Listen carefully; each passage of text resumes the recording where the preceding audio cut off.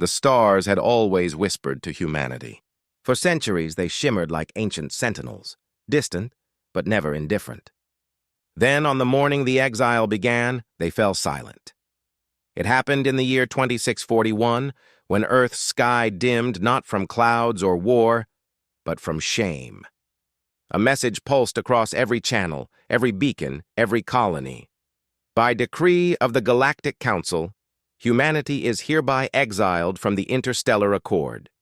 Effective immediately, the words echoed through the vacuum of space, carried on encrypted waves that shattered dreams and treaties alike. On Luna Prime, Ambassador Elena Marlowe stood before the broadcast display, watching as the emblems of allied worlds faded from the diplomatic networks one by one, the violet crest of the Tethrians, the spiraling helix of the Vorn, the radiant sigil of the Ure.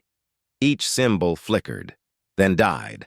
Beside her, Admiral David Rand didn't speak. He didn't have to. The silence between them was enough. The Council's message wasn't just political, it was cosmic banishment. No more trade, no shared stargates, no rescue, should their fleets fail. Humanity was alone again. The Council's chambers orbited a blue-white giant called Zyphor. Its delegates, crystalline, scaled, luminous, or machine, met in circular harmony above a world that never slept. For decades, humanity had held a proud seat among them, until Mars burned. The siege of Phobos was the breaking point, an unauthorized experiment gone wrong, a dark matter cascade that erased an entire moon and destabilized 3 nearby wormholes. Billions died. The Council claimed humanity had violated the Accord's cardinal rule: do not tamper with singularity fields. But humanity argued it wasn't an experiment. It was sabotage. The evidence, they claimed, had been buried. Ambassador Marlowe had tried to fight the verdict.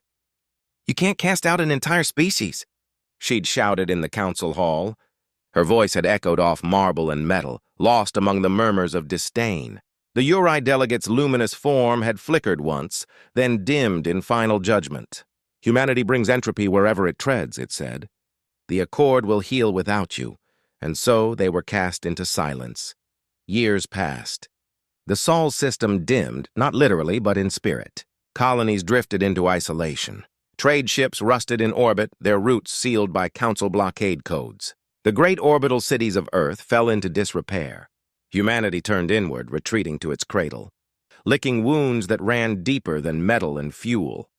Admiral Rand took command of what remained of the Terran Defense Armada, 1,000 ships reduced to a few hundred. He spent his nights staring out across the Pacific Space Elevator's viewport, watching the broken satellites drift like ghosts.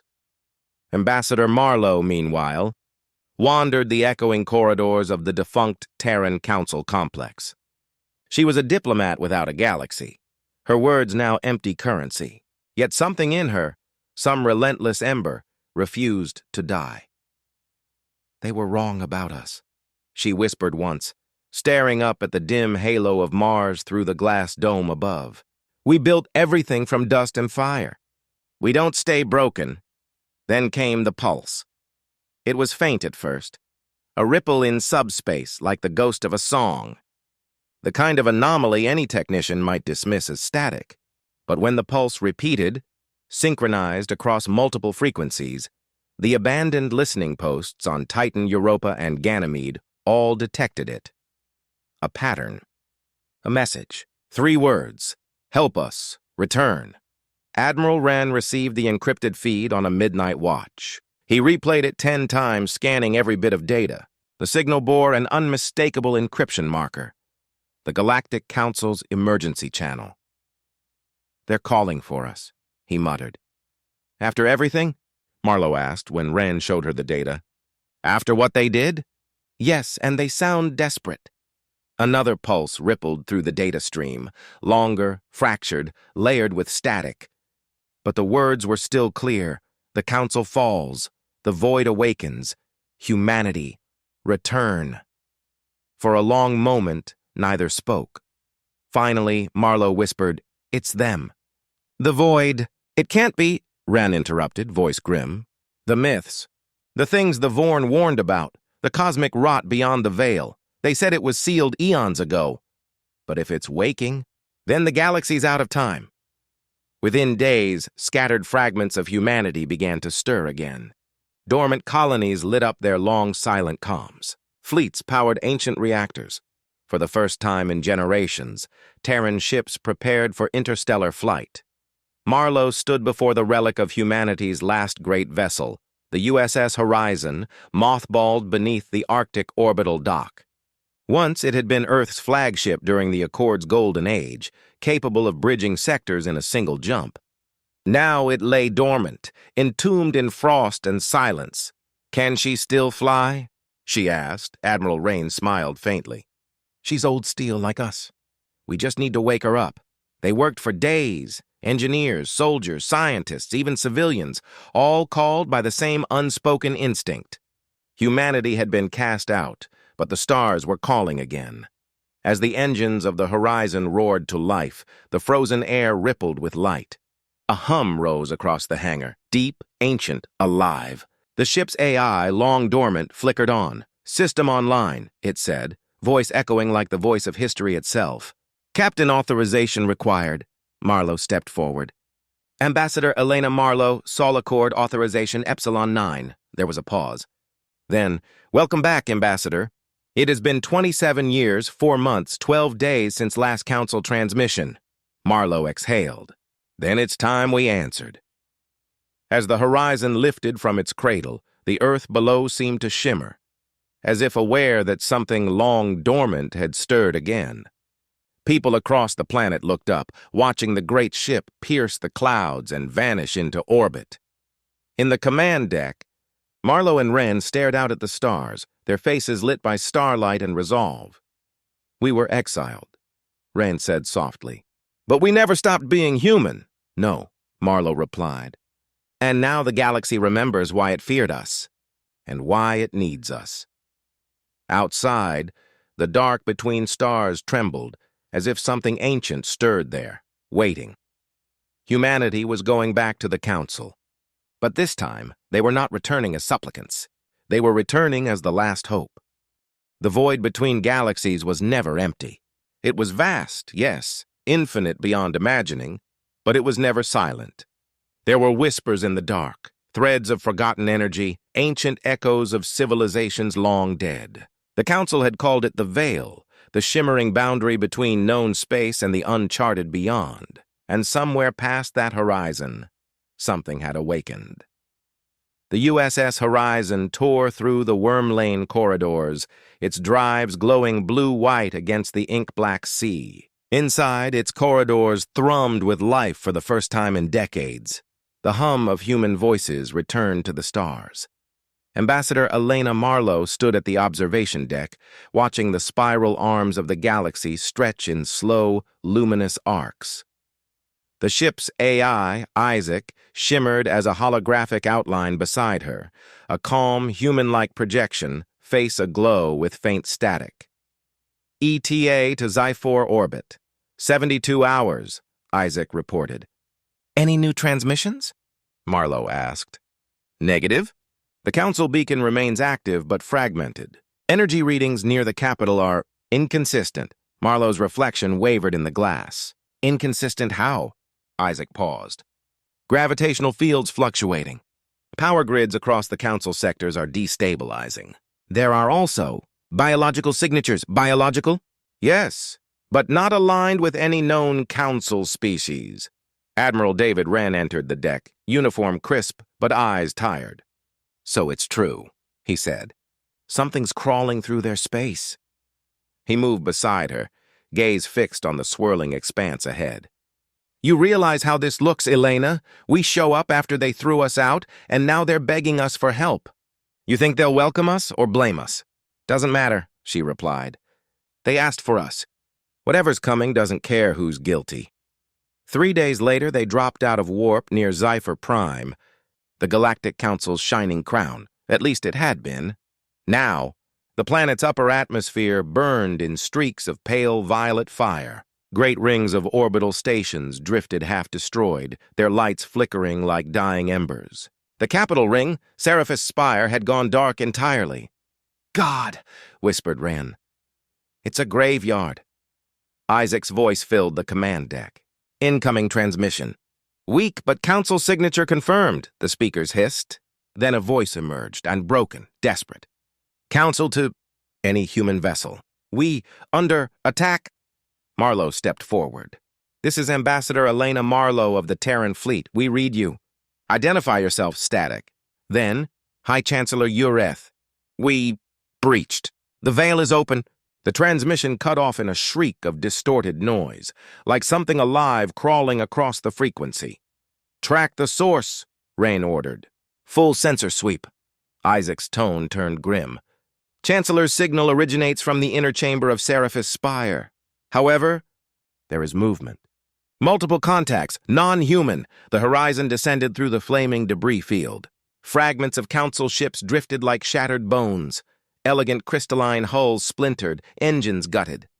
Here and there, faint emergency lights pulsed like beating hearts.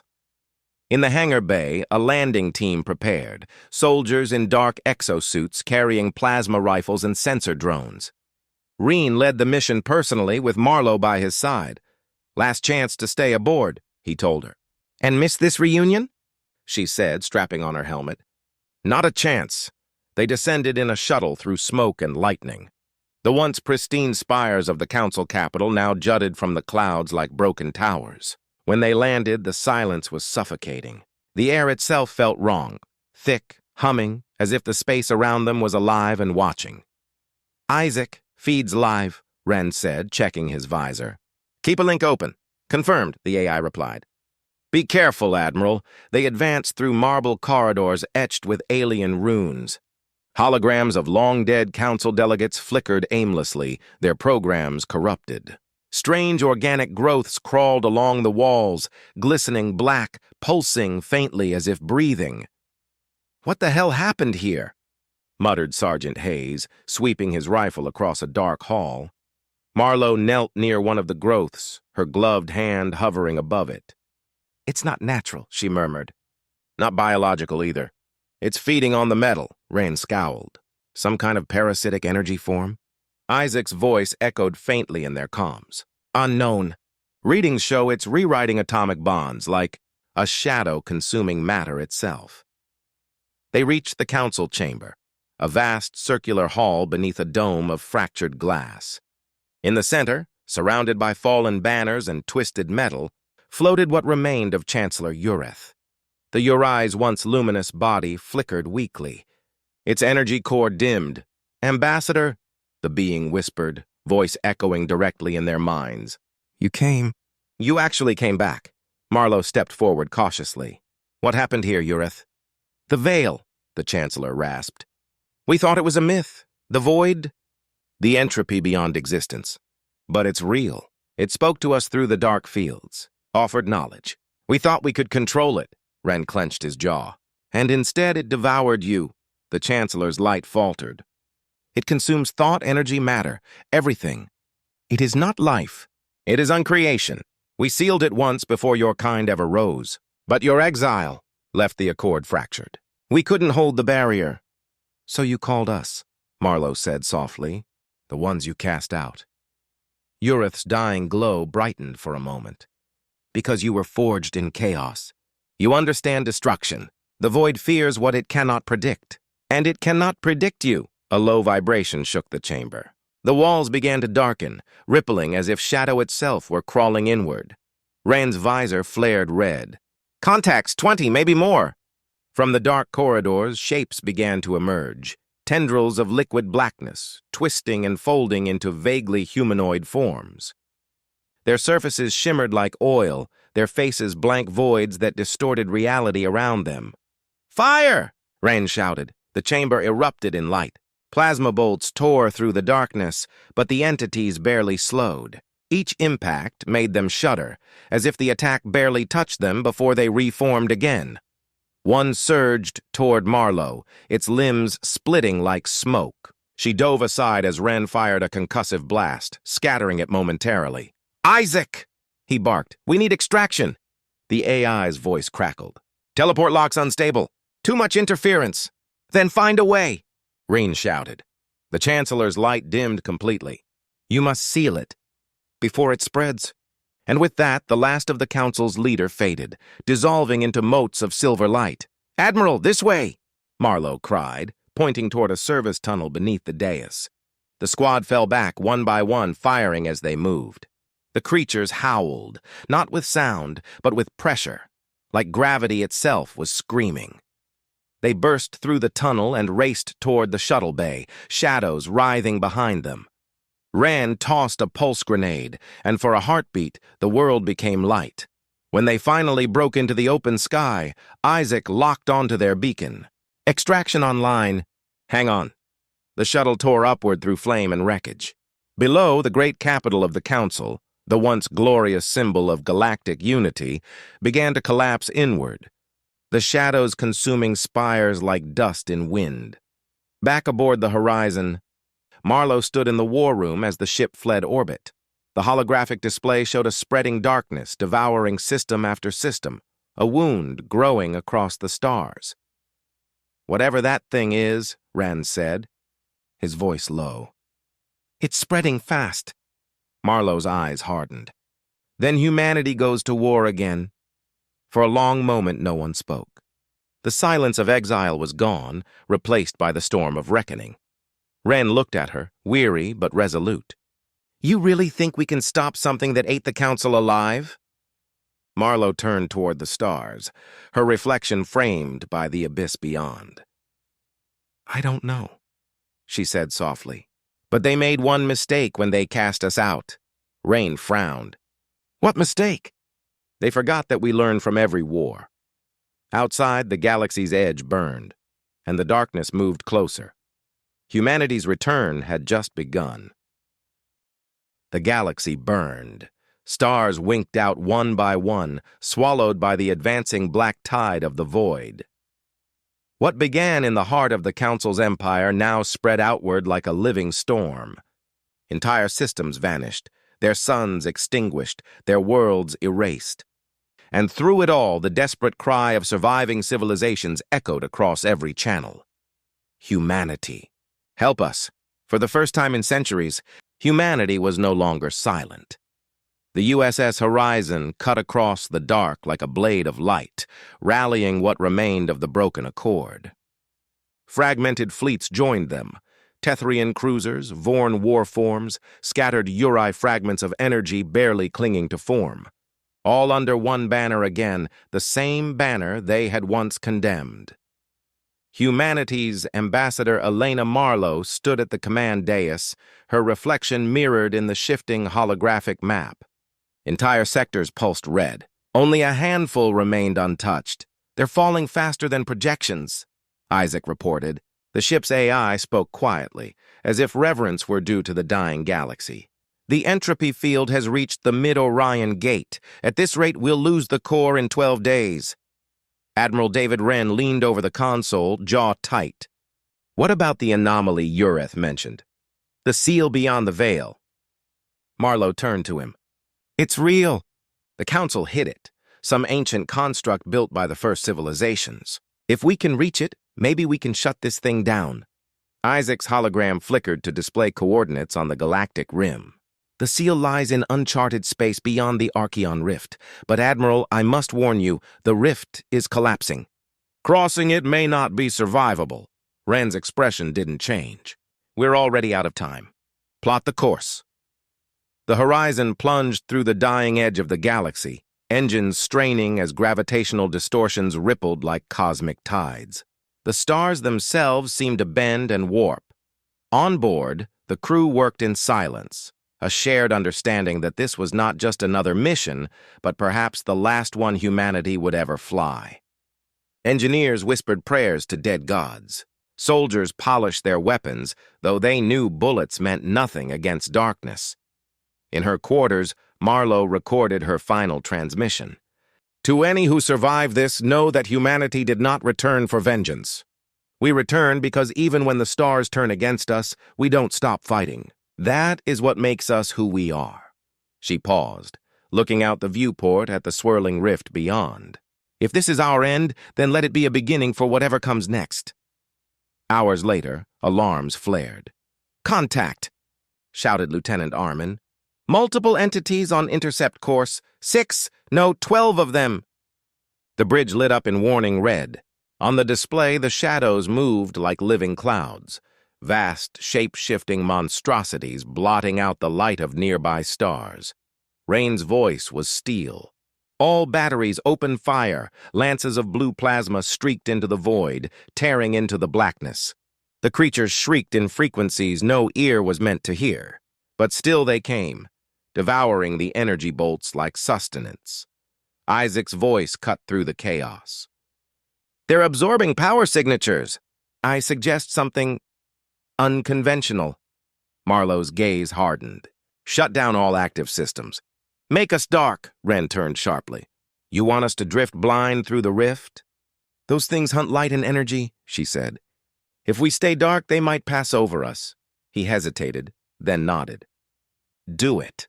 The horizon went black. Engines died. Lights faded. The only illumination came from distant lightning flashing within the rift. The ship floated silently among the monsters of the dark. For agonizing minutes, they waited. One of the shadow forms glided past the viewport, a mountain of liquid void, tendrils brushing against the hull. The sound was like ice cracking. Marlowe held her breath. Then slowly the creatures drifted onward, toward brighter prey beyond.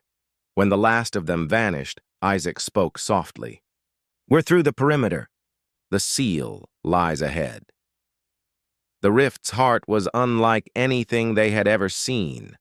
A vast structure hung suspended in the nothing, a titanic ring of obsidian metal threaded with lines of burning white light. It pulsed like a heartbeat, and around it swirled the remnants of broken moons and dead ships, drawn into its gravity. "That's it," whispered Marlowe. "The seal!" Rand stared in awe. "Looks more like a god's tomb." Isaac's voice turned grave. "Energy readings are unstable. The seal's core is failing. The void is already breaching through the cracks." On the display, fractures of darkness rippled through the structure, and beyond them, something vast moved. Something older than creation itself. Wren exhaled slowly. "Whatever that is, we have to close it." "How?" Marlowe asked. "Same way humanity fixes everything," he said. "With fire." The plan was madness. But then, most human plans were. Isaac would channel the Horizon's quantum core into the seal's breach, reigniting its ancient containment field. The energy release would seal the rift, but the ship and everyone aboard would be vaporized. Rand gave the order anyway. "Prepare for core ignition," Isaac hesitated. "Admiral, once I begin the sequence, there will be no reversal." "I know." Marlowe placed a hand on the console. "Isaac, can you transmit the seal's activation code across the network? Maybe others can replicate it if we fail." "I already have," the AI said quietly. "I learned that from you, Ambassador. Never trust one line of defense." For the first time, Marlowe almost smiled. As the ship aligned with the seal's core, the void began to stir. From the breach, a colossal shape emerged, a silhouette so vast it eclipsed entire stars. It had no true form, only endless eyes and mouths opening in the fabric of space itself. Reality twisted around it. The void had noticed them. "Here it comes," shouted Rain. "Isaac, now!" The ship's engines roared to life one final time, light bursting from every seam. The horizon dove straight into the heart of the seal as the creature lunged. The impact shook the universe. Waves of light and darkness collided, tearing across the void. The seal flared, blinding, divine, as the horizon's core overloaded. Isaac's final transmission echoed through the fleet. "For every exile who dreamed of home, this is for you." Then the horizon vanished in white fire. Across the galaxy, the darkness paused. The black tide shuddered, then recoiled, drawn backward into the collapsing breach. Systems once lost flickered back to life. The stars began to shine again. On Earth, people looked up and saw the night sky blaze brighter than it had in centuries.